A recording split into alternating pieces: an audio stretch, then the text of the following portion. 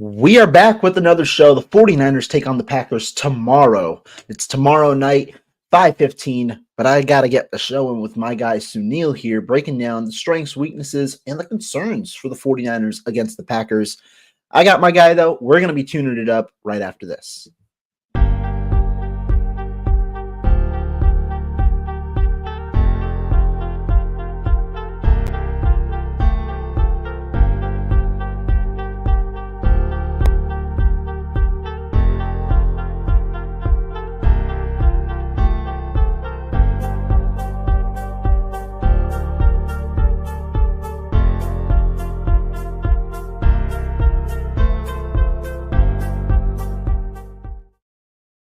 What's going on, everybody? Welcome back to the program. Couple of shows this week. Had one on Monday with my guy Wayne, had one with Marco, and now we are capping it off on a Friday with my guy Sunil. How you doing, my man? Doing good, man. I'm not used to the just the countdown intro.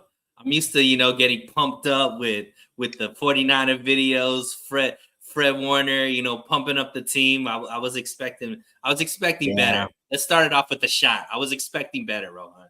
I am lazy. I'll say that. I am still, so I'm, as I go on to StreamYard, I have still to put on the video clip into the background. So I have to just upload it, but I have been lazy. That's the unfortunate reality. But Sunil, we are here with a nice show today, talking some 49ers.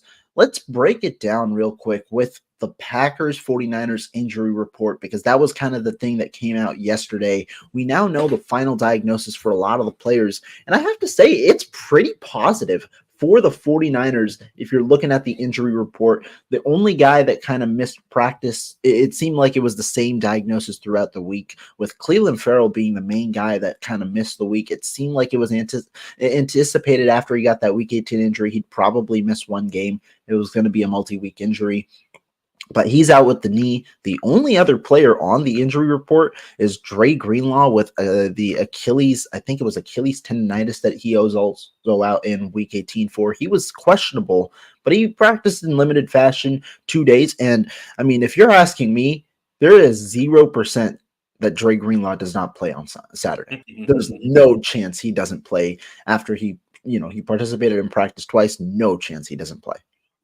Yeah, I mean, this is the healthiest, obviously, the 49ers have been going into any playoffs that I could think of, especially maybe since 2019. And even then, I think this team is healthier because, that year we had some big names that were injured throughout that playoff series. But yeah, I think the big thing to me, Rohan, are, the guys, the depth has come back.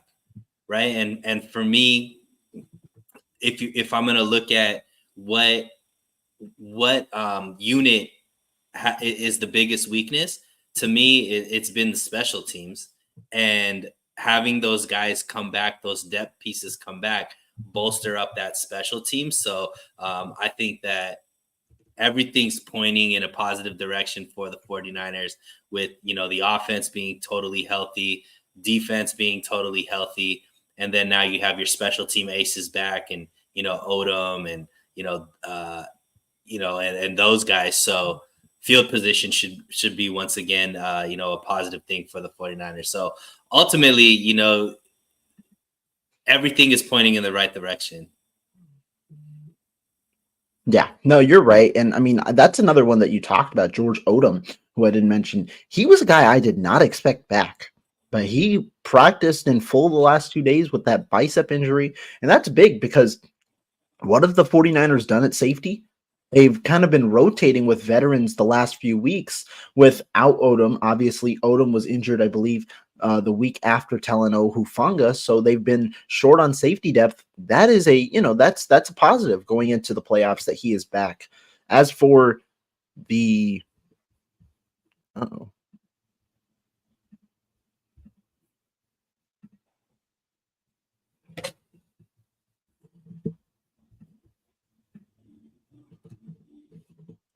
We having some technical difficulties, or you got a message? I did get a technical difficult. No, we are good. I am tripping. Okay. No, it was a mix of both. A message came on the screen and then the technical difficulty came after that. But we are good now. But what I was mentioning though is the Green Bay Packers, if you look at it, the 49ers are not as injured as the Green Bay Packers, which is interesting because a lot of people were putting concerns about the 49ers coming out of that week 18 game. How is it going to be? Ark Armstead is also back, but then if you look at the Green Bay Packers, players like Jair Alexander are not playing, not playing. They are questionable. So, what do you take away from things like that?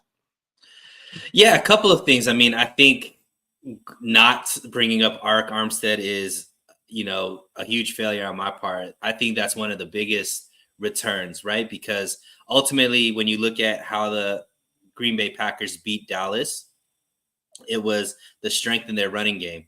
Obviously, Mhm. Aaron Jones coming back, he had a big game in Dallas. And the 49ers, if you're going to say maybe one aspect of the defense is hit or miss, um, you would say it's the run defense, even though they are pretty staunch. I don't think they've allowed a 100-yard rusher throughout the whole season, but a huge part of their rush defense is Ark Armstead. Having him there, I think, is going to be huge for the interior. And then obviously, I think that they'll be able to get more pressure onto Jordan Love, which is also going to be a key component in messing up the Green Bay Packers momentum. Now, I think that Jair Alexander injury is going to be huge because to me, Rohan, he is obviously their best corner. Yeah. And you would think that, he played a big role, in Dallas, like locking up CD Lamb a little bit. And, CD Lamb didn't have the game that you would have expected. I think a lot of that has to do with, Jair Alexander. He's obviously a leader on that defense. And if he's hobbled, I not only being able to defend the routes on a game. I think it's an ankle, right? Ankle or knee. Mhm. Uh, being able to defend the routes, but more importantly, we know that the 49ers biggest attribute with their weapons is yards after the catch. Having not being able to plant correctly, not being able to be as nimble on your ankle or whatnot, that's going to affect his ability to tackle these guys. And if you can't, if you're not disciplined in tackling Debo and tackling Ayuk, Kittle, like these guys are going to be able to go off and have those, turn those 10-yard plays into 30, 40-yard plays. So I think that's going to be a big issue if he's obviously there's going to be some level of injury there. And I expect the 49ers to take full advantage of it. No, I think that that's a good topic. One thing I want to mention with Ark Armstead as I transition to a different portion of the show is what does Ark Armstead bring that I think is going to be extremely valuable in the playoffs? That is his run defense. Armstead's the team's best run defender. And if you look at the playoffs, kind of the formula for success in the playoffs, it's being balanced, something I wrote about this week. And it's also having a strong run game to complement a good pass game. Even with some of the marquee teams, you've seen some other teams struggle in the AFC and NFC in the past when they haven't been able to run the football well. One that comes to mind in particular is the Buffalo Bills, who really struggled to run the football when there was Devin Singletary leading the charge, not against Singletary. They just didn't use the running backs as much. And so that was kind of a thing. But really, the 49ers, that's something that's going to be important. Stopping Aaron Jones, not running the football as much. I think that that's going to be an integral piece of the formula because if you kind of not eliminate, but slow down Aaron Jones, who had 118 yards and 3 touchdowns last week. If you can slow down his production, you make it harder on Jordan Love to kind of be able to do his job. And again, this is a rookie, not a rookie, but a first year quarterback in a playoff scenario. I personally think Love is extremely talented. When I was ranking playoff quarterbacks, I had Love at 4. Maybe it's a bit of a projection. I have Love as I think the top NFC quarterback on my rankings right now. And that's pretty darn high praise. Again, like I said yesterday, all of my when I'm talking about projections, all of those top quarterbacks are franchise quarterbacks. They're in my top 13. It might be why one or two spots that each differs and interchangeable, but with a guy with not only Love being experienced, but that entire receiving core kind of having 1 to 2 years of playing experience in the NFL under their belt, zero playoff experience, I think that taking away their most experienced guy on offense, which is Aaron Jones, would be really key into kind of putting more pressure on the Packers, especially when the Packers, I don't know if they're going to have the defense to field what the 49ers do on offense. Yeah, and ultimately, when you become, one-dimensional with this defense, it's game over, right? Especially when you have to, play from behind. Which Green Bay, if the defense can't hold up, we know that the offense is fully healthy, and CMC is going to be fully healthy. Obviously, Kyle Shanahan having an extra week to plan for a team. We know how dangerous he is off of that. So and scheming up for that, and he's had Matt LaFleur's number in the playoffs and just overall. And now he has, I think, the best team that he's had ever, under the 49ers, and with all the weapons at his fingertips, and a quarterback that I think is the best fit for his system that he's had ever here in San Francisco.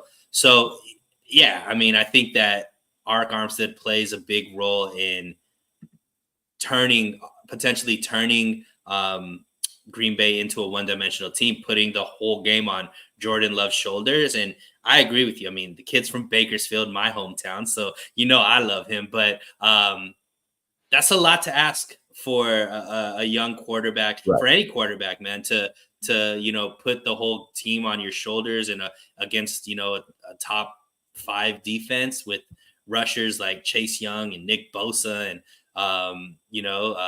Javon Hargrave, Arik Armstead, there, and Fred Warner and Greenlaw, so like there's a lot that Jordan Love is, this is going to be a lot quicker game for Jordan Love, in the sense that I don't think he's going to have the ball as much as he had against Dallas. And I also don't think that Dallas's defense, even on paper, maybe looks similar to the 49ers, but they definitely didn't bring it against him. But one thing I think that maybe is less spoken about, but I think that's important, Rohan, is Arik Armstead is part of the group that's been here with the 49ers, that's been part of the but just haven't been able to get over the hump. Yeah. Been one of those, we're the best team in the league, but never been able to win the big one. And I think him coming back can really ground. You're hearing a different message from the team. Guys like Fred Warner are really locked in a different way than I think I've seen in the past. And I think that this team is not feeling pressure, Rohan, but I think they understand what they have. And I think that guys like Armstead, guys like Warner, guys like, Kittle, Juszczyk, these guys know that these opportunities aren't going to be forever. Mm-hmm. And I think that there's a different level of focus. The fact that they're this healthy, the fact that they have these weapons, the fact that they're this stacked on both sides of the ball, Rohan, I think they understand that this is a year of destiny. And I think that Arik Armstead coming back is going to add to that focus of that core that can keep maybe some of these younger guys that might not understand the moment, or, might take these moments for granted. I think they're going to keep them focused. And I don't think we'll see any kind of letdown like maybe some other teams like the Eagles and that Dallas, that we've seen in the playoffs. I don't expect that at all from this 49er team. I think that's a good breakdown, right? If you're talking about letdowns and things like that, which is why I want to transition to a topic that you were alluding to a little bit. But I want to ask, what are your kind of biggest reasons of optimism for the 49ers? You can kind of preface it around this game, but also throughout the entire playoffs. We talked about injury health. What do you think are the reasons why the 49ers should be optimistic with the way things are going in the NFC, with the way things are going with their team, and in the NFL overall? Yeah, I mean, I think the list is long, right? We were talking about the team of destiny. Obviously, the NFC being down we're going into the season, Rohan, if we were to talk about what teams do we feel like are the biggest threat to the 49ers in the NFC, my team was the Eagles, and I think the other team that people were mentioning was the Cowboys. And both of those teams being eliminated before the NFC Championship game, or the 49ers even have to play them, is going well. And then going into the playoffs, I think the team that everybody was saying, oh, this team could have the 49ers number, was the Rams, and they got eliminated as well. So you're looking at the teams that are remaining in the NFC, and I don't think any of them really pose a threat to the 49ers. So there's that, right? The route to the Super Bowl, I think, is a lot easier than in previous years. But to me, Rohan, the biggest thing is this is the first time I think this is a complete 49ers team. And what I mean by that is we've always had like I think this team has always been led by the defense in previous years, where they've had a dominant defense, and you were hoping that the offense could, or the defense could hold on long enough for the offense to finally get something going, right? This offense is different. I don't think the defense is as dominant as previous years, but they don't have to be, because this offense can be dominant and is more consistent than any offense under Kyle Shanahan with the 49ers previously before. One thing that I always used to talk about in previous breakdowns was that I was looking for a 49er team that could play 4 good quarters of football consistently, be able to score in every quarter consistently. And in the previous seasons, that wasn't there. Even though the 49ers may be similar as far as their scoring offense, it always came like in the second half, or like with 2 minutes left in the first half, where they were kind of going in the 2-minute huddle. It wasn't like through consistent drives from the opening drive all the way through to the fourth quarter. And this offense has that ability. Brock Purdy, I think, understands this system and plays this system very, very well. The weapons that he has, and CMC, Debo, Ayuk, Kittle, Jennings coming back. Like, I think that there's just a lot of positivity going there. And then even though this defense isn't as dominant, Rohan, and I'll pass it off to you because I know I'm talking a lot, but even to me, the secondary of this defense being healthy and having so many ball hawks, I think is great, because being able to get turnovers, I think is detrimental to any team, right? If you're turning the ball over, that's whoever wins the turnover battle usually is going to win the game. And right. I think having different levels, not only the corners and Ward and Lenore and Thomas that could get interceptions, but Gibson and Jair Brown being able to get interceptions as well, I think we haven't had that in quite some time. So there's just a lot that this team hasn't had that have been maybe weaknesses in the past. And it seems like this is the year where everything is a strength. I think that's a good point. I mean, you bring up a lot of stuff. You bring up mainly, though, that this is a complete team with the offense complementing the defense well. This is the best offense that Kyle Shanahan has had with the 49ers in his entire career.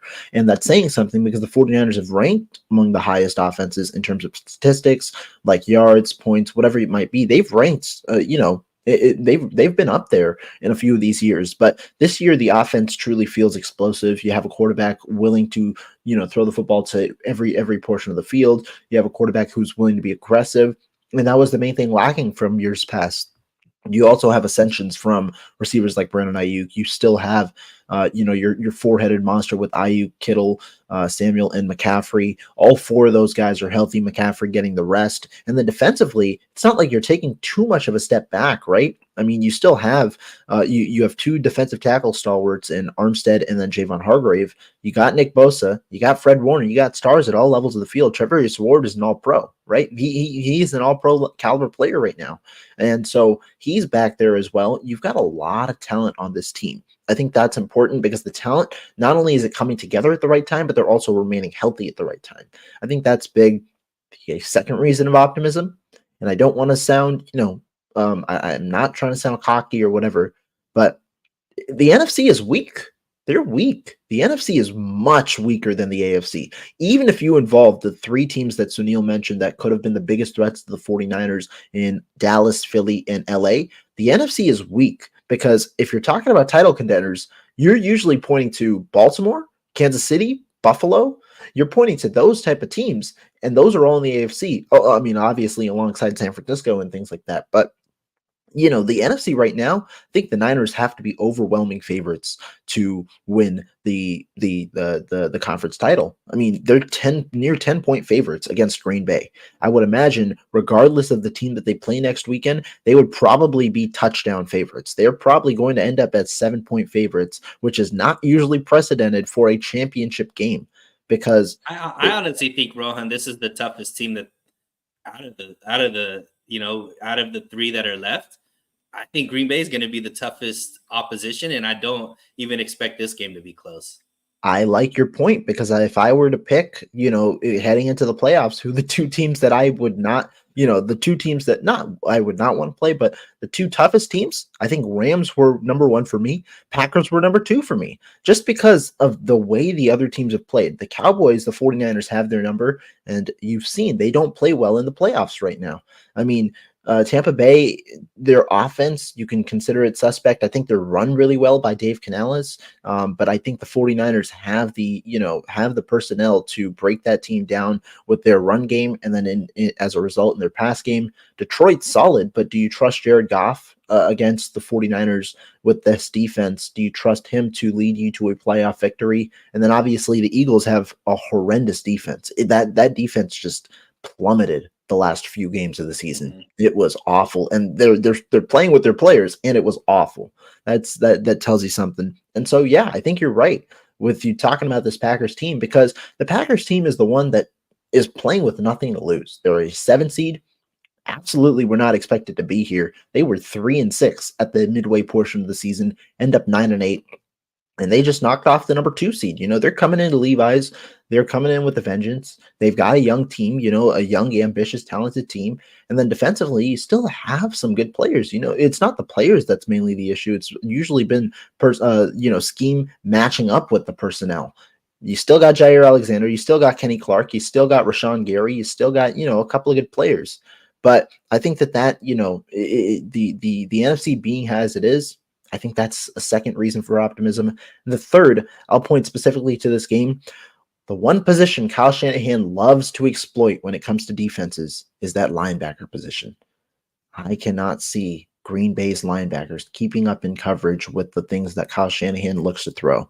Quay Walker, nice young talent. Isaiah McDuffie, he's questionable, but he's another player who should play if he ends up being active. Those guys, I just don't see them matching up well in coverage against guys that the 49ers will like to throw in their backfield, or even, with the way that they do their motions in the slot.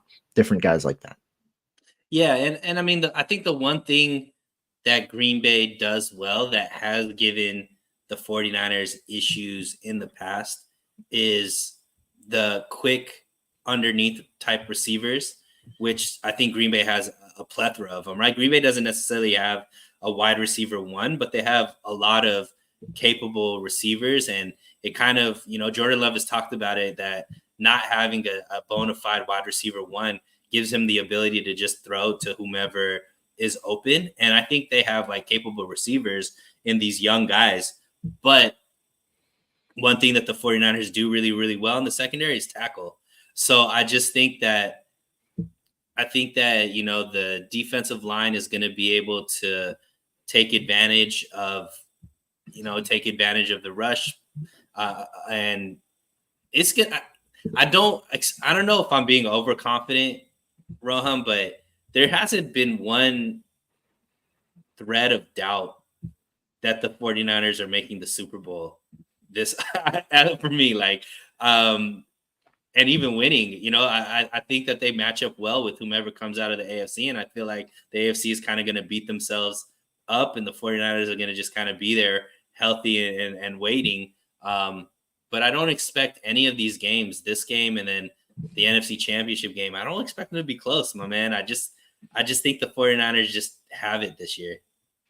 Yeah, I mean, I think that in the sense that they come out of the NFC, I believe that. Right now, unfortunately, when I made my little ESPN playoff bracket prediction, I do have them losing in the Super Bowl, which has kind of been my prediction for a majority of the year. I do have them losing when they go to the Super Bowl, but I think that matchup will be a very fun one. As for the NFC, I don't see either of the two teams apart from Green Bay beating the 49ers at Levi Stadium. I think that's a crucial portion of it. I don't see them beating them at Levi Stadium. Yeah. And I mean, even the Super Bowl is what, a couple hour flight in Vegas for this. So it's like kind of like a home. They're going to crowd it. They're going, that they're going to crowd it. That's what they're going to do. I was looking at Super Bowl tickets. I was like, yeah, this is too rich for my blood. But the cheapest ticket I saw was like $8,000. I was like, I ain't got it. That's funny. So Neil, we talk about the optimism. We're pretty confident as it is, but can you tell me some reasons of concern that you kind of have on your mind? Yeah, I mean, there's a couple. I mean, obviously, we're talking. I do believe the 49ers win big, but the one thing that is a level of concern is if for some reason this game is close, right? So there's two things. One, we haven't really seen Brock Purdy or just Kyle Shanahan in general be able to win games if they're they're down in the fourth quarter. Usually if it's tight, that's because Brock Purdy isn't playing well, which could obviously lead to issues. But if it's close, how much faith do we have in Jake Moody to be able to kick a game-winning field goal or make field goals in crunch time? We obviously know that his confidence can be shook. We know that he he's missed some big ones. One that's lost the game for us, but even recently, in the last few games, like, he's been shaky. Luckily, it hasn't affected the team's ability to win. But a close game, I think, Rohan, is where that would be the cause for concern, just because we haven't seen the 49ers really be dominant in those close games where they could just confidently pull it out. So I think that's it. But once again, the chances of that, I think, are very slim until they get to the Super Bowl, just because I think they're overwhelmingly better than the teams in the NFC. But that would be the cause for concern if it gets close and it gets tight, and then it's on Brock Purdy to bring this team back, or Jake Moody is going to be needed for a clutch kick. I think that those are good points. I mean, the Moody one is especially relevant because it's recent, right? You talk about him missing 2 kicks at the end of the week, at the end of week 18. That's not a good sign going into the playoffs, because it's not unprecedented, but it's an unknown with Jake Moody. You don't know how a rookie kicker performs in the playoffs. If you look at his numbers from this year, it's hard to judge sample sizes for kickers because, again, their volume isn't nearly as high as any other statistic in the NFL. But Moody ranked 20th in overall, field goal percentage this year at 84%. There were 19 other kickers better than him that were qualified, meaning I believe every other kicker on top of him on that list, except for one, Riley Patterson, who spent time between 2 teams and kicked 18 field goals. Every other kicker had more field goals than Jake Moody, more attempts, and were able to convert at a higher rate.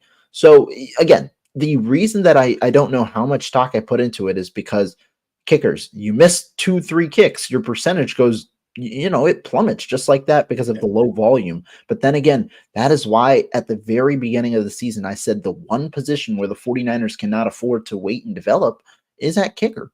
Now, do I think that Jake Moody is an issue? Like, is he a concern for the future? No, I don't think so. I mean, again, you while you don't want to develop him, there is a slight additional layer of leeway, and he's performed well in certain moments. But if you look at the regular season, he did cost the 49ers 2 games. They should have been they should have won that Cleveland game when he had a 40-yard field goal. They should have won week 18 when he costed them with 4 points. And again, it did not matter. The 49ers got the 1 seed and were able to clinch it up prior to week 18 anyway. But these are things that you will have lingering at the back of your mind after Moody missed 2 kicks in week 18. So I think that is one of the concerns that if you were going to come up with a list of concerns, that would probably be one on your list. Again, if that's the level of concern with the way the 49ers score touchdowns, it might not be the biggest concern after all. But you have to point that out. Elsewhere, I think if you're talking about this team, I think the fourth quarter issues, I'm not the biggest guy in putting stock into those, just because I think if you look at statistics across the league, you'll see how teams, when they're usually down 8 points in the fourth quarter, don't come back. But you're right in the sense that the 49ers sometimes have struggled to close out close games in key moments. I think the way that the 49ers win is a lot different than the way the 49ers lose. When the 49ers win this year, you see blowouts. You see them winning by multi-digit, double-digit scores. Sometimes you see them winning by a lot. I believe, especially in that second half stretch when you were, winning a ton of games, it wasn't close. However, when they lost, it was almost always a close game. I don't care about week 18 with that 1-point game, but you talk about the 3-game stretch in the middle of the season. Obviously, the Bengals game was a 14-point game, but the Vikings game, you were in it up until the fourth quarter. You were in that game the whole way up until about 7-8 minutes in the fourth quarter. The Browns game, you were in it till the end. And then obviously the other loss was the Baltimore Ravens game, where that one was probably their worst loss of the season, where you have 4 turnovers and you kind of were out of it by the start of the second half and things like that. And so I think that that's a very good point that you bring up, because this year also showed it that they've struggled sometimes to close out these close games.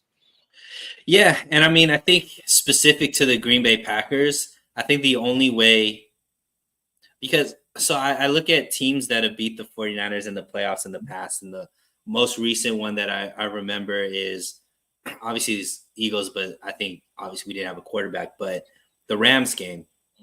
You look at guys like Cooper Kupp that have had big games against the 49ers in the playoffs, and his ability to play, the slot receiver and win, be that quick kind of short slant and things like that opened up, the deep throws for OBJ to have a big game, before he got injured, and so on. But I think that Green Bay has that same ability with their receivers to have a lot of the quick slants, things like that. So if the 49ers secondary isn't disciplined in their tackling and, allow Jordan Love to get into his zone, we've seen him be able to really dominate against a good defense in Dallas. So that's another concern, I would say. Looks like we lost Rohan, but he should be back. To Fernando, though, your thoughts on Kyle Shanahan not wanting to do fake punts? I don't hate it. To me, I think that sorry, I'm not the host of the show, so I'm just split screen right now. But to me,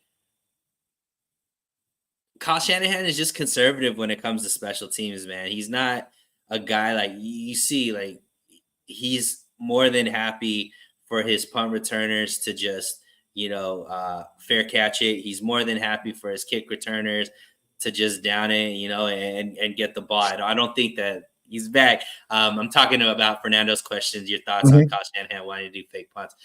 I think that just Kyle Shanahan isn't one. He wants to minimize risk as much as possible. And I think not doing fake punts is part of that. He feels like he could control the offense and scheme up things and do some trickery on offense when it comes to scheming things, but I don't think he feels like he has as much control in special teams and things like that. And I think he's just a stalwart and minimize mistakes as much as possible. So all of those fake punts and things like that, gimmick plays, I guess you could call them, they're an opportunity for momentum to be taken away as well. So I think he just plays the numbers and tries to keep it safe as much as possible. Now, we can't go without a show without StreamYard kicking me out, unfortunately, for a camera issue. But we are back, and before I give my real take, I gotta say this, right? Like Kyle Shanahan saying he doesn't want to do fake punts. I think the best way to do a fake punt is to publicly say I'm not going to do a fake punt, and then go ahead and just do a fake punt right in the game. Exactly. So You I could be mean, I playing could see 4D that. chess, right? Yeah, but I think also a part of it is just like I'm sure the 49ers right now, they probably believe that they can beat any team straight up.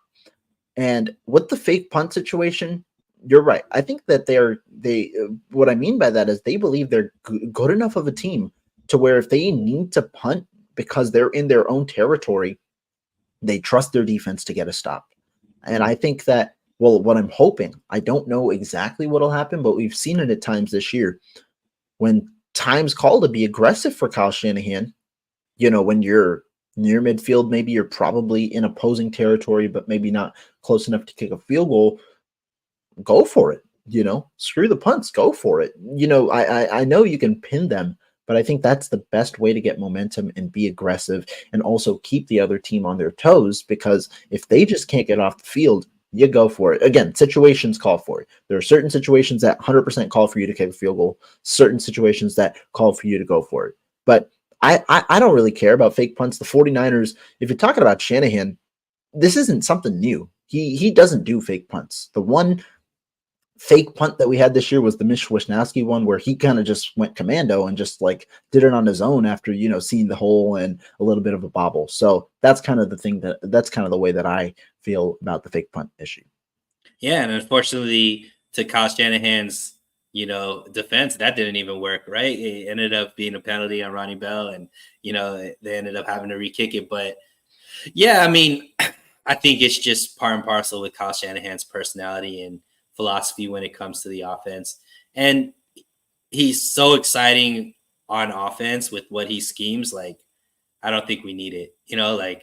Obviously, if the Lions end up being who the 49ers face in the NFC Championship game, we'll probably see a lot of gimmick plays because that's big for the Lions, right? That's what they're known for. Gimmick play on one team followed by a gimmick play on the other. Maybe that's kind of what we'll see. But I mean, overall, there aren't too many concerns for the 49ers, I think. That's kind of like the overarching theme. Go for it, though. What were you thinking? No, I had a couple of questions for you. I don't know if you have more questions lined up. Yeah, go for it. What do you got? So I wanted to talk to you because I think that there's kind of a two-part question. Obviously, we both feel pretty confident that the 49ers are going to make it all the way to the Super Bowl. You don't feel like the 49ers are going to win it. I do feel like the 49ers can win it, but I do want to kind of put things in perspective. And obviously I know it's a little bit early, but I never know when I'm going to get on another show with you, Rohan. But I want to hear what you think a Super Bowl win does for the 49ers legacy, and then also what it does for Kyle Shanahan's legacy. I think it cements it. I think the one thing that has evaded this team is a Super Bowl. The Lions, for example, are a completely different situation. The one thing that evaded them for 30 years was a playoff victory. And so even if they lose to the Tampa Bay Buccaneers by 40 points tomorrow, or whenever they play, I think that it's still going to be a successful season in their eyes. However, the 49ers have set a precedent for themselves over the last 5 years. They have made the NFC Championship every single time they've gone to the playoffs. That is the minimal. That is the lowest of the low bars, because that's what the 49ers have done. When you consider this playing field, the expectation should be to win a Super Bowl. But I think the one thing that that people view as a barrier between coaches, between players, whatever it may be, between different different organizations, is the championship ring. We saw certain teams, when you make it, there's a difference. That's how you not start a dynasty, but cement that dynasty is the dynasty. So I think that the 49ers winning a Super Bowl alleviates some of the pressure, because Kyle Shanahan, now I don't think there's much pressure in terms of job security. I think that that's secure. Shanahan, Lynch got multi-year extensions prior to the year, but I think that this adds to their legacy, because that's the one thing, in my opinion, that has evaded Kyle Shanahan into being arguably the best coach in the NFL. That's the main thing. If you talk about it, you're talking about guys like Andy Reid, multiple Super Bowls. You're talking about those type of coaches. If you view Bill Belichick up there, it's because he's won Super Bowls, because he's created a winning culture, but also sustained winning cultures with the Super Bowl. And I think it also 100% cements Brock Purdy as a guy who can do it. I think that's the biggest narrative of the entire thing. A lot of the issues that people have online with Brock Purdy is that they don't believe he can win a Super Bowl. They don't. And so if Brock Purdy ultimately goes out there and shows that you can win a Super Bowl, I think it shows two things. One is something that I wrote in my article yesterday. There is a bit of a change in the narrative specifically this year around playoff teams. In the matchups that we talked about the wild card round, the better quarterback lost in all three of the NFC matchups. Matthew Stafford lost to Goff. Jalen Hurts lost to Baker Mayfield. And then, you can debate it, but Dak Prescott, with the way that he had the season that he lost to Jordan Love. And to me, what it shows is the quarterback is ultimately very important. But one thing that was true that we've seen a couple of times in the past is that elite quarterback play could elevate a less superior team. I think we saw that, when Tom Brady went to the Super Bowl with the Bucs. We've seen that a couple of times, maybe more specifically on the AFC side. But this year, it seems like the better team is the one that's edging out because of the way the NFL might be changing in the playoffs. You need to be more balanced. You need to have this and that. You need to have, a good defense. There are different elements that I think that are elevating teams more than others. And I think even the teams with juggernaut quarterbacks are trying to evolve. You look at Kansas City, they've run the football a little more with Isaiah Pacheco, and more importantly, they've significantly improved the defense from when they initially started that dynasty. I think that that's one of the biggest things that the better teams might ultimately trump. And obviously, if you're talking about roster talent, I think the 49ers are up there. But I think not only does it push that narrative, but it also shows that Brock Purdy, he is that guy that many of us, including myself, believe. He's in that franchise quarterback realm. Everybody that is not, in tune with that puts him there. And I think even a Super Bowl ring pushes Brock Purdy above other guys who may not have won a Super Bowl ring yet. Yeah. I think, the first part, what it does for the 49ers as a franchise and their legacy, it obviously breaks the tie with some pretty historic franchises, right? Obviously Dallas Cowboys being one, to be able, we've obviously been a better franchise than them, especially over Kyle Shanahan's tenure. But as far as rings, we're still tied with them. So it breaks that tie. I think it breaks the tie with Pittsburgh as well, right? That would be Pittsburgh, I believe, has 6. They already have 6, yeah. So It would tie. I guess it would tie them. And I think the way this team is set up, it could be the start of a dynasty, man. Like the 49, at least a mini dynasty, right? Where I think the 49ers, we already see Trent saying that he's going to come back for next season, which is a big difference from last season where some people were thinking he was talking about retirement after the season, or he's already pumped enough to say he wants to come back next season. So I think that this team understands what they have, and at least this iteration of the team, a lot of these pieces are locked in for the next at least 2 years. So it could be the start of something magical. And I think for Kyle Shanahan, we see how much leeway coaches with one Super Bowl championship get. You look at guys like Sean Payton, Mike Tomlin, Mike McCarthy, like these guys, and I want to put Mike Tomlin in his own category because I actually think he's a really great coach.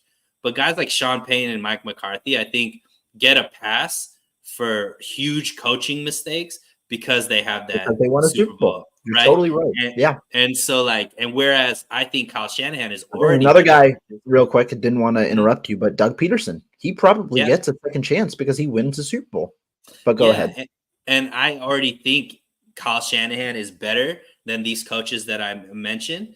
But because he doesn't have that Super Bowl, that's what everybody points to. Like, he can't be because those guys have Super Bowls and Kyle Shanahan doesn't. I have always said the comp of Kyle Shanahan is Andy Reid. Andy Reid, before he won a Super Bowl, a lot of the same issues and questions about Kyle Shanahan that people have, they had about Andy Reid. Like, okay, he's great during the regular season. He could get his team to his NFC championship game. But he mismanages late games. He can't win the big one, yada, yada, yada, yada, yada.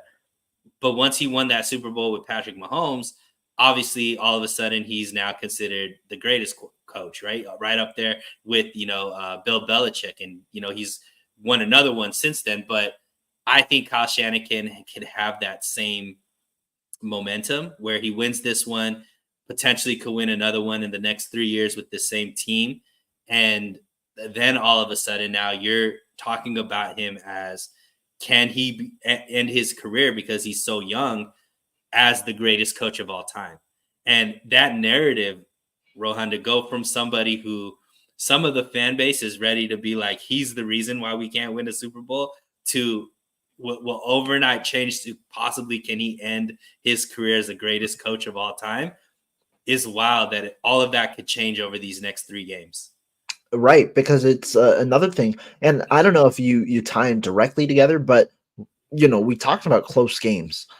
Many anticipate Super Bowls and these type of high, marquee games to be close games. It's the how can you win marquee games? That's kind of the big question when it comes to Super Bowls, when it comes to playoffs, when it comes to coaching in the clutch and things like that. And so if Kyle Shanahan goes, he goes over that border, it cements his status as, that top coach. Because what's the one other thing that Sean McVay, his own pupil or close friend, has over him? It's a Super Bowl. Sean McVay as well. That was the thing where a lot of people, if you're discussing Shanahan versus McVay, sure, McVay has won, or Shanahan has won a ton of the regular season, but it's McVay who's the guy that's kind of been, winning a lot. And and some people will look at McVay and say he's a better coach, even though you look at the stats and Kyle Shanahan has had a better team and done better with his time in San Francisco, I would argue, than McVay has with the Rams. But McVay has that elusive championship, so it makes that trumps what Kyle Shanahan has done.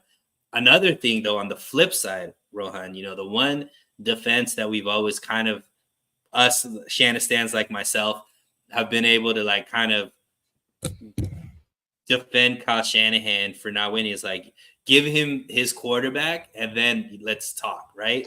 Mm-hmm. And if he doesn't win it this year, Rohan, there's zero excuses. This year, if he's not able to do it, it's like, can he do it? Because he has his quarterback. He has the health. He had all of the excuses that you could have given him in the past for why things didn't go that way. He has the weapons. He has the talent. He has the path. All of these things, like, it could be his greatest coronation and be the trajectory to, hey, this is the next guy. Or it could totally be the opposite and be like, maybe the 49ers made a mistake keeping him, like extending him and all that kind of stuff, right? Because maybe he's just not that guy. I think that, that's a very interesting debate. I think the take that I had beginning of the year when I was speaking with Ryan Hensley is when it comes to Shanahan, my not window in terms of I don't believe he gets fired anytime soon. But I think my window in terms of cementing him as the top head coach or one of the top 3, whatever you want to put, is 2025 in terms of you get 2 more years. Sorry. 2 more years, because that's the window of his entire contract. More importantly, you talked about him having his quarterback. Brock Purdy's his guy now. That's when Brock Purdy's rookie deal ends. You have to win a Super Bowl within that time span. Obviously, the clock is ticking, and you've made an NFC championship. If you do it again this year, it'll be 4 in the last 5 years. You want more than that, but that is my window. If you cannot achieve it by 2025, when Brock Purdy is on that rookie, his rookie contract is done, you seriously have to question a lot of things with the 49ers organization, because you now will go into a completely different window. Obviously, we don't even know who's going to be on the team by then, but you go into a completely different window once you start having to pay that quarterback from $800,000 to whatever the top quarterback salaries are at that point. Right. Yeah, so it's going to be a completely different team. So my hopes, the next 2 years, both chips, baby. Back-to-back Super Bowls for the 49ers. Let's see if that comes true. You did mention Trent Williams. I think that's where we're going to end the show because he did confirm he wants to come back for 2024. He said the main reason is because he wants that 12th Pro Bowl. Trent Williams obviously has been one of the best left tackles in NFL history. He's been that guy. He has now earned his 11th Pro Bowl this season, and I believe that a lot of them are consecutive. I know he had that 1 year off where he was obviously dealing with some health issues, and obviously that was with the Commanders. But apart from that, he has 11 Pro Bowls. He wants 12 because currently he's tied with 3 other people. He'll break the tackle record if he gets 12, and that, I mean, he's already a Hall of Famer. Let's not kid ourselves, but that would ultimately cement him as a Hall of Famer and one of the, if not the best left tackle of all time. Yeah, and I think that does huge things when we talk about the draft. Because, that's where I'm going. I think that obviously that can change the strategy a lot, where either you can put it off for another year if you don't have the right guy, or you may be able to take a guy that is raw with a lot of upside and be able to sit him and develop him behind Trent Williams, and then be the kind of like the error in waiting for when Trent Williams eventually retires. You have your guy there. So I think that gives a lot of that's huge for the 49ers as far as having some more options there in the draft, and maybe they focus on getting an elite player at a different position, whether it be right tackle, corner, or whatnot. Instead of needing so right now I look at it, left tackle, right tackle, corner are probably like the 3-4 short positions that we would need some young studs at. With him coming back at left tackle, now you just focus on right tackle, corner, which makes, I guess, the draft board a little bit easier and realistic as far as being able to plug those holes. Yeah, I think when you talk about it, it has major implications for 2024, because if you did not have Trent Williams, that would be huge. The 49ers would then have to replace 2 tackles in this upcoming draft. 2 tackles. Some of those guys, Kingsley Suamata out of obviously BYU, Cooper Beebe out of Kansas State, those are some guys in the draft, but it's a huge deal to replace 2 tackles when you have 1 first-round pick. Right now, the 49ers, with Trent Williams fully penciled in, which was their hope all along in 2024 when they looked at this plan a year or 2 ago, is now you're going to look at right tackle. You're going to likely draft a right tackle within the first 2 rounds because you're not going to go into next year with Colton McKivitz. I highly doubt he'll start next year. So if you only have to fill that 1 spot, that saves you a high caliber draft pick to then go around and fill out a different additional need. Perhaps it's at cornerback, perhaps, wherever it might be. You have another draft pick where you can go around and take a need in the second, or, need best player available, whatever you might look at in the second round. And I think that is big. And I think it's also huge because the 49ers still could take 2 tackles, but it provides you a lot more flexibility. This is one of the deepest tackle classes I've seen in a long time. You could go tackle in rounds 1 and 2, get your future guy on the left side to develop after 1 year. You could very, very much go in that regard. But I think that's kind of where I'm kind of seeing it. We've seen the 49ers have success with that with Aaron Banks, right? Being able to pick him, high as a second round draft pick, have him sit for a year, and then come in and basically replace an all-pro in Tomlinson without batting an eye, right? I think, Laken Tomlinson was something where I remember the fan base, when the 49ers allowed him to walk Rohan, we're just like, I can't believe the front office, how could they do this? Like an all-pro left guard and blah, blah, blah, blah, blah. And all of a sudden Aaron Banks stepped in there and nobody's talking about Laken Tomlinson. And with all, this is one of the moves I'm happy I got right, because I said there's no chance you pay a guard $13 million. Laken Tomlinson is not good.